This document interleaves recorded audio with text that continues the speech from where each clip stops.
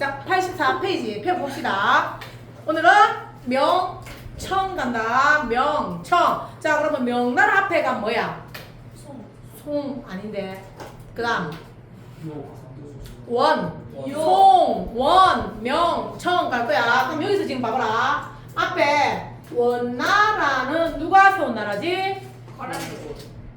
좀 궁금한 척 하자. 몽골이 세운 나라야. 그러면 이번에 명나라는 다시 중국의 전통 민족인 한족이 세운 나라야. 그래서 내가 맨날 하는 말이지만 뭐라고 했노? 망한 나라는 그 다음 나라는 앞에 망한 나라를 따라가지 않는다고 했지. 그 중국 역사를 통틀어가지고 중국 민족이 아닌 다른 민족이 세운 나라가 원. 요거 다음에 나오는 청이 나올 거야. 그러면 이 명나라 입장에서는 야들이 한 거를 그대로 따라하지 않아야 되겠지. 그럼 야들 잘했나 못했나? 그렇지. 그럼 야들이 하는 걸 안 하고 다시 한족의 문화로 돌아가려고 합니다. 그러면 한족의 문화는 중국의 전통은 어디서 출발한다고 했지? 앞에 제일 앞에 나왔던 우리가 한에서 출발한다 했지. 그래서 한나라의 전통이 중국의 전통이라고 보면 돼. 그러면 중국의 기본은 유교야, 유교. 그지? 그래서 옆에 봐봐. 자, 몇 가지 있노? 1, 2, 3, 4, 5 유교의 6가지 동목. 누구라고 돼 있노? 위에? 홍무제. 그러니까는 자, 명나라가 수도를 세웁니다. 나라를 세웁니다. 누가? 홍무제가. 수도를 어디로 정하냐면 난징으로 정하고, 자, 옛날 중국 스타일로 돌아가자 해서 한 게 뭐라고? 유야. 난징 들어봤는데, 난징. 난징조야. 어디서 나온 노래? 앞에는 이제 그 난징이야, 여기 지금. 자, 그러면 유를 실시해서 유교적 전통을 회복하려는 게 홍무제의 유야. 그리고 이 사람은 황제권을 강하게 합니다. 각종 제도. 자, 그 다음에 하나, 이갑제라고 나오는데요.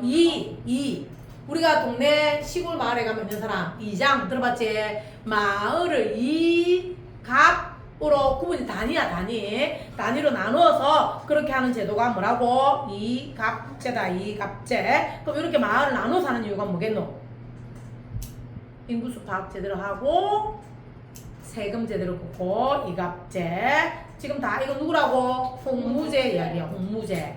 자, 그 다음에 밑에 지도 봐봐. 정화의 항해 지도. 정화가 사람 이름이야. 자, 하살표 봐봐. 전부 다 하살표가 어느 쪽으로 나가고 있노? 바다로 나가고 있지. 항해. 해자가 무슨 해자겠노?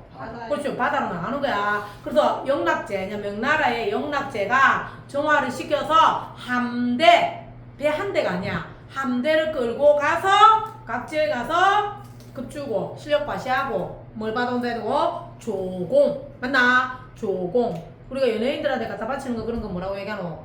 연예인들한테 너가 하는 거 조공한다고 이야기하잖아. 그런 거다. 그래서 그때 중국에 들어온 게 뭐가 있대노? 귀한 거, 희한한 거. 원래 중국이 없는 거. 하늘.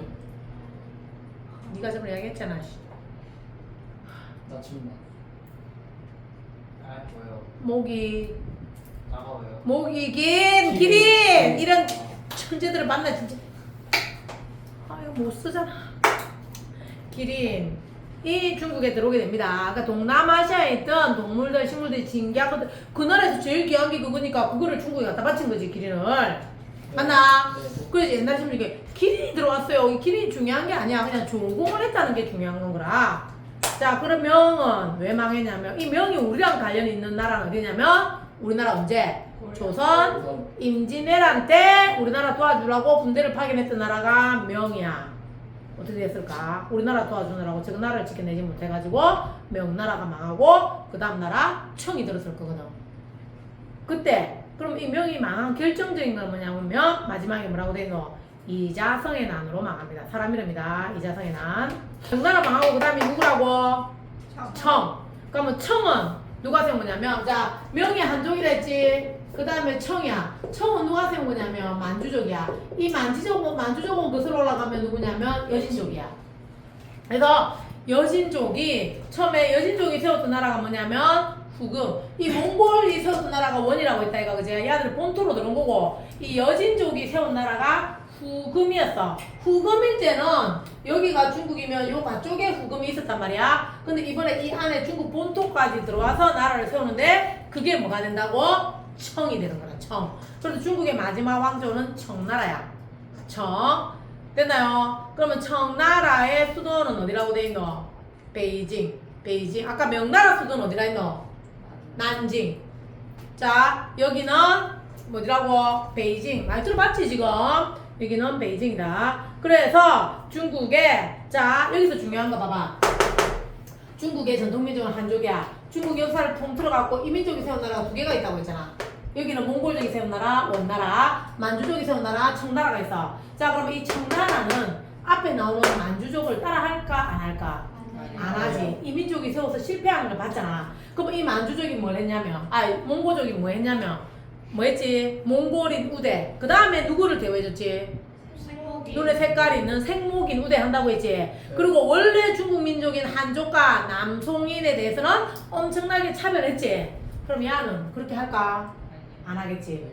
야는 기본은 저거 만주족을 해야 돼. 그렇지만 한족을 그렇게 억누르지 않고 한족도 같이 가는 정책을 씁니다. 야는 그대로 하진 않는단 말이야. 그래서 봐봐. 자, 첫 번째 밑에 청의 통치 방식 한번 봐봐. 회유책과 강압책. 이게 별표 5조 6개짜리 문제야. 회유책과 강압책. 회유가 뜻이 뭐고? 회유 달랜다, 꼬신다, 달랜다. 그러면 이거는 잘해준다는 거고, 강압책은 못하게 한다 이거잖아. 자, 회유책에 봐봐라. 원나라는 몽고족 말고 높은 자리에 한인을 채용했나 안 했나? 안 했잖아. 근데 얘들은 봐봐라. 고위관직에 만주족과 한족을 함께 등용한다. 자, 누구와 누구를? 만주족과 한족을 함께 채용한다. 만한병용이야. 만주족과 한주족을 같이 뽑는데 뭐라냐면 청나라가 지금까지 중국 역사를 쫙 모아갖고 책을 만들어. 그게 뭐냐면 사고전서. 그 책을 만드는 거 사자가 역사책이야. 책을 만드는데 중국의 역사를 적을 거니까 한족의 학자들을 채용을 하는 거야. 그리고 청나라 사람하고 같이 만들어. 대신에 그러니까 봐봐, 몽고 같으면은 그렇게 한족을 뽑아줬겠나?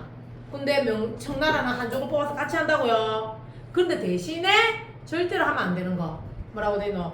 내용은 그럴지라도 그 모습은 내하고 똑같이 맞추라. 그래서 뭐 한다고 돼 있노? 만주족의 풍습인 변발과 호복. 옆에 그림 봐봐. 요 머리 있잖아. 남자들 머리 여기 없고 여기만 이렇게 따였고, 이거 일본 외국들은 여기하고 이게 상투를 틀었더라 이가. 근데 여기는 이쪽은 밀고 해서 길게 남자들 머리 따 있는 거 있지. 변발. 그리고 중국 전통으로 이렇게 된 거 있지. 남자 한복 같은 거, 호복. 요거는 그러니까 이게 원래 만주 스타일인데 요거는 무조건 입으라는 거야. 그리고 책을 만드는 거 같이 하고, 대신에 책을 쓸 때라든지 뭘 할 때 우리를 비판하는 거는 안 된다. 요거는 강압적으로 했는 거라. 자, 그래서 청나라가 한족을 지배하는 방식, 회유책과 강경책 각각 쓰라. 100% 출제 문제야. 10년째 변함없이 나오는 문제다 이거. 회유책과 강경책. 되나? 만한병용은 뭐고? 회유책. 사고전서 편차사업에 한족을 등용한다. 그거고, 강압책으로는 변발과 호복을 한다. 요거. 자, 그러면 각 나라별 전성기 왕 3명 기억한다. 위로 다시 가서 청의 전성기 왕 3명을 봐봐라. 강희제, 옹정제, 건륭제 돼 있는데 이게 뭐냐면 우리가 뭐 우리나라 같은 경우는 세종, 영종 이라 하는 거 있지. 그런 것처럼 왕 이름이라 보면 돼. 자, 강희제는 뭐라고 돼 있노? 반청세력 자 출처 네르친스크조야. 러시아와 국경을 확정한 사람이 강희제야. 뭐를 통해서 국경 확보했다고? 네르친스크조약이다. 강희제 왕이다. 그 다음에 옹정제는 황제권을 강화하고 군대를 개편한 사람이야. 군기청. 그 다음에 건융제는 오늘날의 중국 땅을 건설한 사람이 건융제야. 지금의 중국 영토 대부분을 차지한 사람이 누구라고? 건융제야. 그럼 몽골, 티베트 이쪽 다 차지한 거나 중국에. 다시 오늘날의 영토를 건축한 사람이 누구라고? 건융제. 무기를 옹건하게 한 사람은 옹정제. 러시아와 조약을 체결한 사람 강희제, 네르친스크. 요 3명. 이 순서도 기억해야 되고 창원중은 객관식 문제로 이렇게 잘 나옵니다. 왕 이름 바꿔가지고. 그건 해만 틀려오는 문제지. 예를 들어서 건융제는 네르친스크 조약을 체결하여 이렇게 논다고. 되겠나? 반드시 시험 기간 되면 다시 한번 우리가 외워야 된다. 자, 요 왕들하고 나고 그 다음에 이제 정치가 끝나면 그 다음 옆으로 뭐가 가겠노? 경제가겠지. 자, 우리가 한번 보자. 송나라의 돈, 종이돈 뭐라고 했지? 교자. 그 다음에 원은 치오스로 바뀐다. 교초로 바뀌는 종이돈이었지. 그런데 여기 명청은 봐봐. 명청에는 아까 명예 정화가 해외 연정한다고 했지. 이때쯤 되면 유럽에서 이쪽으로 들어옵니다. 앞에 원나라에 마르코 폴로의 동방견문록 있었지. 맞나? 서양에서 유럽에서 이 중국을 알게 됐단 말이야. 그럼 중국에 유명한 게 뭐가 유명할까? 비단, 책, 차 이런 거 유명하잖아. 그래서 요거를 서양 사람들이 엄청 좋아합니다. 중국의 비단이나 도자기 엄청나게 가져가. 자, 물건을 가져가면 뭐를 줘야 되겠노? 돈을 주는데 그때 돈을 뭘로 줬냐면 은으로 주는 거야. 은. 금, 은 할 때 은 있지? 은으로 줘서 은이 엄청나게 중국으로 들어옵니다. 그러면 앞에 돈은 종이돈이었어. 근데 지금은 종이돈을 만들 필요가 없고 뭘로 만들면 되겠노? 은으로 돈을 만드는 거지. 얼마나 많이 들어왔냐면 은이 세금도 은으로거든.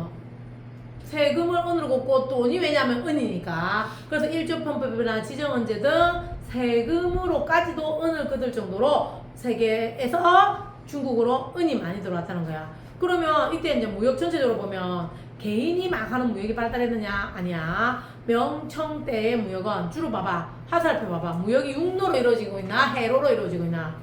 바닷길이지. 요때 지금 외구들이 엄청나게 활동을 하거든요. 그래서 중국에서 해, 금 정책을 쓴다. 해자 무슨 해자일까? 바다에. 바다를 금지하는 정책이다. 그런데 이렇게 무역을 많이 하는데 바다를 금지한단 말은 개인이 왔다 갔다 하는 건 안 되고 정부가 하겠다는 거야. 그리고 요 몇 명한 데만 허락을 해줘. 그 요거 가진 사람만 장사를 공식적으로 할 수 있다. 이걸 뭐라 부르냐면 공행이라고 이야기해. 그때 개방한 항구가 어디냐면 광저우. 그 예능 프로 같은 데 보면 광저우 많이 나오더라 얘가. 광저우를 개항해가지고 그 항구를 통해서만 공식적으로 무역을 하는 게 공행이야. 그러다 보니까 화살표 봐봐. 중국에서 나온 화살표 복잡하지 않잖아. 맞나? 이렇게 해서 유럽인들과 장사를 하고 유럽인들이 중국 걸 좋아하니까 가져가고 은을 많이 줘서 명나라, 청나라 때는 경제가 괜찮아져. 그리고 세금도 은으로 걷어. 그러면 우리가 했잖아. 자, 송나라 때 학문을 뭐라고 했지? 시옷이 들어간다. 송. 성리학. 성리학 공부하는 사람들을 뭐라 부른다 했지? 사대부야. 그러면 이 명나라, 청나라 때 학문은요. 명나라, 청나라 학문을 공부하는 사람들을 뭐라 부르냐면 신사. 우리가 신사 알지? 신사? 이 사람들이 학문을 공부하는데요. 자, 명나라의 학문은 뭐냐면 양명학.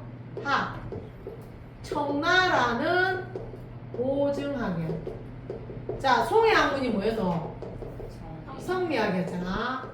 자, 송나라가 성리학이야. 성리학이 뭐 하는 거랬노? 우주 만물의 이치를, 인간의 본성을, 심성을 연구하고 탐구하고 생각하는 게 성리학이라 했잖아. 이건 좀 어찌 보면 이론적인 거지. 근데 이 양명학이 뭐냐면 명나라의 양명학. 양쪽을 다 신경 쓴다. 뭐? 아는 것과 행동. 지식과 행동, 지행합일이야. 아는 것과 행동 양쪽을 다 신경 쓴다. 뭐라고? 양명학. 자, 청나라에는 고증학은 증명하는 학문. 실제로 증명이 가능한 학문 고증학이야. 자, 양명학과 고증학을 공부하는 이 사람들을 뭐라 부른다고? 신사. 그래서 명청 시대를 이끌어갔던 지배계층을 뭐라 부른다? 신사라고 이야기를 한다. 신사. 됐나요? 그래서 명나라의 학문은 뭐라고 적혀있노 그게? 양명학. 청나라는 실증적으로 연구하는 고증학. 자, 이 명과 청나라 생각해봐봐. 경제 어때? 괜찮아졌나? 장사 잘 되고 은이 이렇게 많이 들어오는데 사람들 살기 어떻겠노? 좀 괜찮겠지? 그러면 이렇게 사람들의 삶이 괜찮아지면 뭐가 발달한다? 서민 문화가 발달한다 했잖아.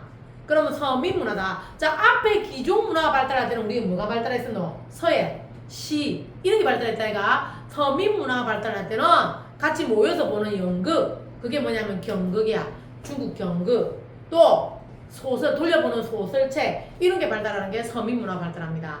수호지, 삼국지연이, 또 홍몽, 경극, 연극이다 연극 요런 것들이 발달하게 되는 것이 명청시대야.